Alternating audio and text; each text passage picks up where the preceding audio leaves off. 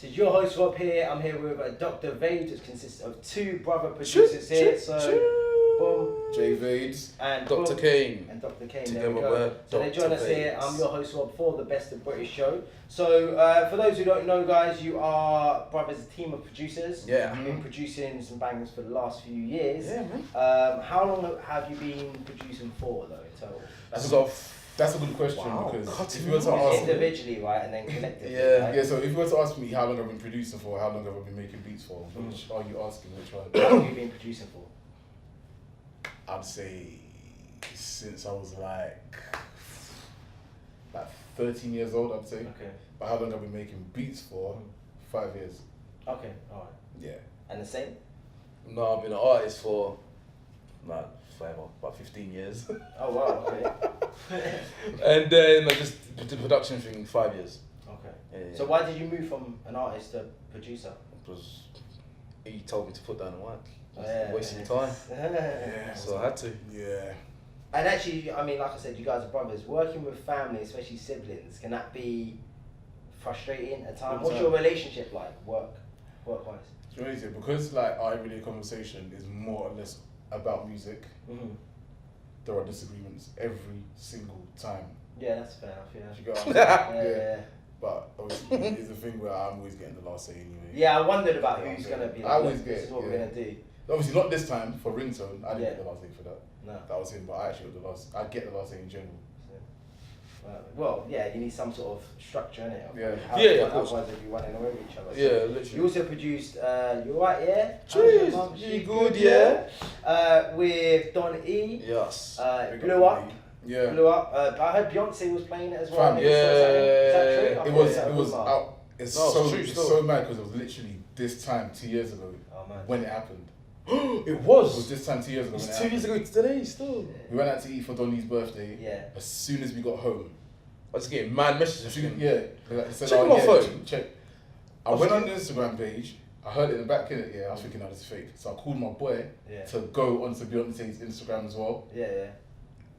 It was like, yeah, it's real. Like I was so fam. bad. Did that give it, because it was doing well anyway, did that Yeah. give it another level of boost? Okay, let's say that happened on the Saturday. Because it happened on Sunday.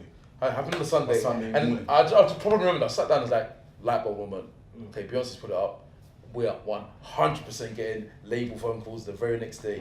Open my emails, every label. So yeah, Oh, for, wow. so I say that for like the whole I say For 2 weeks straight. get labels every single day. Damn. Every single day. I got so tired. What were they saying? They're like, we heard this here and we're like, boom, we like it. Yeah, it was on it. It was Just on like- it. It was on it. Still, Man, it was that on it. co-sign from Beyonce, boy. That's Queen. Mm. Did you ever, prior to that, did you ever expect it to reach that level of success? We knew it was gonna go off, Yeah. but it's like Yeah, to like- which extent? Do you get what I'm saying? Yeah. So like we actually knew it was gonna go off. It was still, I think, yeah. It was the same, it's like the same light bulb moment I had for this, for ringtones, I had for, you're right, it was like, Well, yeah, they all say you should trust your gut. Yeah. Trust your gut, 100%. Because you know that there's a feeling that when you know, you just know. When you know, you know. Yeah. This is what I said to you earlier. When Yeah, you know, it's easy, when you know it's easy, you know? yeah, 100%. And you also worked with him on Balenciaga, Young Yeah. Boys, on that one as well. And How did Hunches that as whole well. come about, that whole relationship with you guys? I All like from the same area. From the same end. Same area, Yeah, and because like my house is like the studio place. It was the hub of the area, to be fair. Yeah. Everyone just come there, like, and obviously I know that them are talented. They do their thing, so they all come do bands every single time they come to my house. Go to the studio, just make songs, funny songs, Yeah. and it always bangs. So like I swear to you, like so there's DonEE, there's Kojo, there's Bane, there's even Tuba, footballer. Like we basically have like an EP Yeah. of this band's songs that's actually sick. Well, that's another thing as well. I mean, we know DonEE was one of the first guys wearing the mask before, Yeah. like all the drill guys and stuff. Obviously, it's to hide his identity, but Yeah. it's to separate from. His two lifestyles, basically. Yeah, it's to is that how you describe it. Yeah. Yeah. That makes sense. Yeah. Get all Bane and that. Why does he wear the mask? Yeah. So you work with loads of artists, like you said, like the hubs in East London. Yeah. East London's producing a lot of content. I mean, even from Bo and the rest of it from the get-go, from Grime. But Of course, that's where like we started from Grime, and Bo was just down the road. Yeah. but you also work with some international artists, produce beats for international artists. Yeah. Bryson Tiller, Cheers. Yeah. Tory Lanez. Come on. Do you think there's a a big change in each of their demands and their creative process and what they want from a beat, a song, or do they similar? Or is it just different? It's because we're very hands-on. It sounds like it's basically what we say kind of goes. Okay. So it's like we went like this and then basically. Oh, so do you say like, okay, this is what I think would fit you? Yeah. And then go from that way? Yeah. Or do you say, oh, what do you think of this and do it like that? No, because like we wear different hats at different points of the track. So we wear the A&R hat first. So okay, this would be good for this person. Then we'll be like, okay, what kind of tune you want? Try and place it in a market. And then basically just do all of that before the tune actually. Oh, so it's very strategic. Yeah. Every single song is like that. Yeah. Like if you can't hear it and A&R it and place it somewhere, then we're not gonna do it. That makes sense. That makes really good sense actually. So Ringtone, obviously, your light bulb moment. You described it. Yep. Working with Blanco. Yeah. How did that come out? Because I know Blanco's from South, isn't it? Yeah. How did that kind of come out? Basically, one of the youngers in the ends, obviously they make a lot of drill stuff with the Harlem lot. Okay. And I was like, I needed like a marquee street single to kickstart our campaign at the label. Yeah. Because we had like the A-sides, per se, like the mainstream music. But it's like, it wouldn't really resonate with anyone if we don't have like a hard-hitting foundation. So, okay, these lot are from their ends. Like, we've got something here. So I was like, alright, cool, let me just do a drill song, but not just any drill song. This was like around this time. Yeah, it's not like hard drill. Yeah. I think it's like almost Happy bouncy drill. and soft drill. Yeah. That's how it comes Happy drill. Yeah. Happy So drill. then basically, he phoned me one day last year, and then I was just beatboxing. I was like, this will sound so sick as a tune, innit? And then it was like, we did it, but then it didn't really sit well last year. Revisited it this year, I was like, okay, Joe's in a better place. Yeah. And I think this is kind of needed, especially like with Gunlane popping off and stuff like that. I was like, yeah, it will sit So well. what do you think last year? Do you think it was just timing? It was timing, everything's timing. It's like, but again, like when we do music, it's like, is there a marketplace for this? Okay. And I was like, the marketplace is brewing, but it's not there yet. Yeah. Now, it's charting like madness. So I was like, this is the perfect time to drop it. Yeah, so it's just about picking the right time. You're right on that one, definitely. It's hit over 1 million views. I think it's 1.7. Yeah, it should be 1.8 today. Yeah. Probably about 2 million at the end of the week. That's it. There we go. It's on Grime Daily. So have you got that million plaque yet? Not yet, because it happened so fast. Yeah. I remember we went there like 2 days before. Yeah, It wasn't like 700,000. Just went to like liaise, talk and whatnot. And then it was like, I know, funny about, we're going to pick up our plaque soon. We're like, yeah.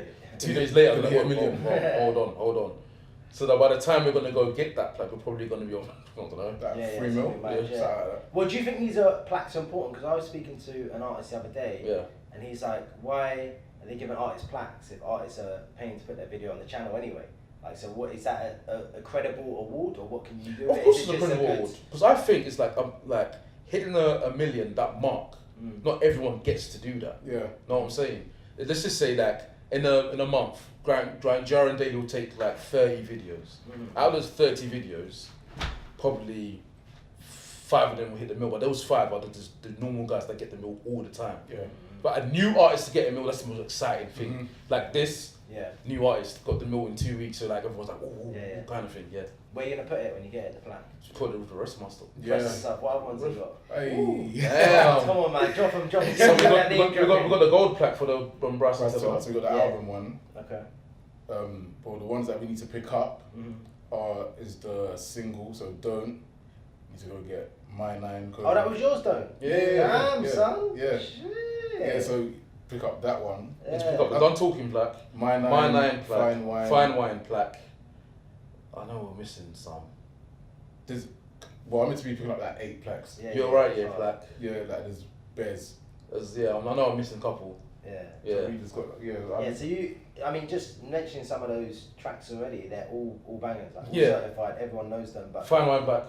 Fine Wine. But this is the thing, everyone now knows more about producers than they ever have. That was more time. My thing was, okay, like, producers are always in the background regardless of the producers or beat makers, and I was like, let's just take a leaf out of the Americans book, because like all the producers that you do know, you know their face. You know Timbaland's face, you know Pharrell's face, P. Diddy's face, and all these lot. Over here we're faceless. So, and obviously Khaled in that, so I was like, you know what, we're just gonna have to step in the front and just kind of wave the flag for the producers, like, we're here as well, kind of thing. Yeah, because it's really been popping at the moment. I mean, you got Still Bangles. Bangles. Yeah, Z Dot, I think. Ill Blue. Yeah, Ill Blue, another one. Team Salute. Yeah. Just a couple people. ADP. ADP, that's the one. Yeah. What would you say? Who would you say is the artist which you have the sort of best chemistry with? That's easy for me. Yeah. We might have different answers in it, but Go on. mine was Kojo Funds. Okay. I was going to say same. And Kojo, why Kojo? Kojo and Blanco, they're very similar. Yeah. Okay. Very What similar. way? It's the connection of, because I like working with people that are similar to us. Yeah. So we've got that chemistry, the same energy, we went into the same things. It's easier to have a conversation about everything else, including music. So it's like, Kojo was very clued up, like musically inclined, like history, everything was like, okay, we definitely mess with you because that's how we're like. Blanco as well was like very inclined. So yeah. And who else would you work with now? Who's next on that list to work with? Boy. There's bare people, but someone that I personally want to work with next, her name is Morgan Connie Smith, I'm not sure you know her. Okay.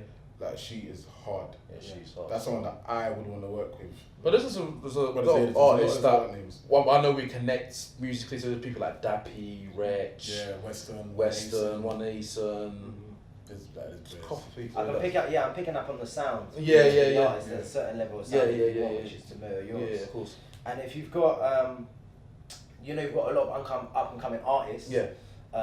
What advice would you give them based on how to build a good relationship with a producer?